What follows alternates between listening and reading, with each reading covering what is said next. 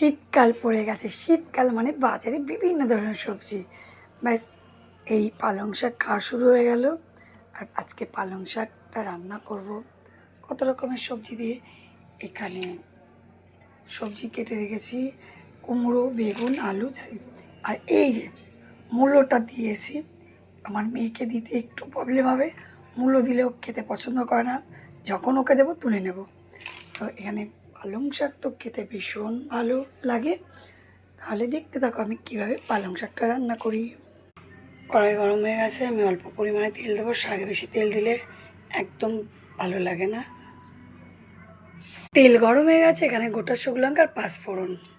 আর পাঁচফোড়নটা এখানে এই পালং শাকে খুব ভালো লাগে। অনেকে কালো জিরে দেয়, কিন্তু পাঁচফোড়নটা বেশি সুন্দর, স্মেলটা খুব ভালো বেরোয়। সবজিটাকে দিয়ে দিলাম।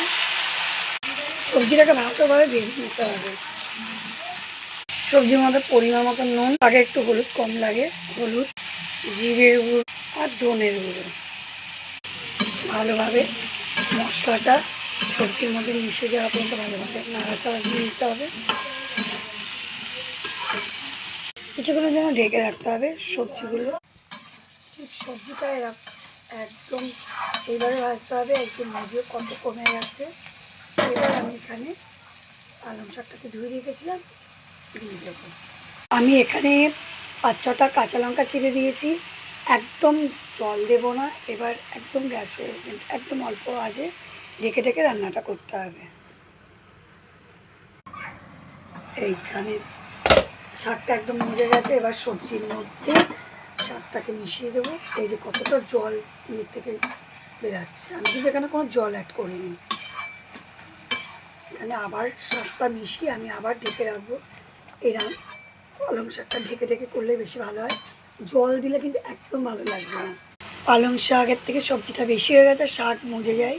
আর যে কত জল বেরোচ্ছে, এখানে কিন্তু কোনো জল আমি দিইনি। আবার একটু ঢেকে রাখবো যাতে সবজিটা ভালোভাবে সেদ্ধ হয়ে যায়। আবার দেখে নিই সবজিটা আমার সেদ্ধ হয়েছে কতটা।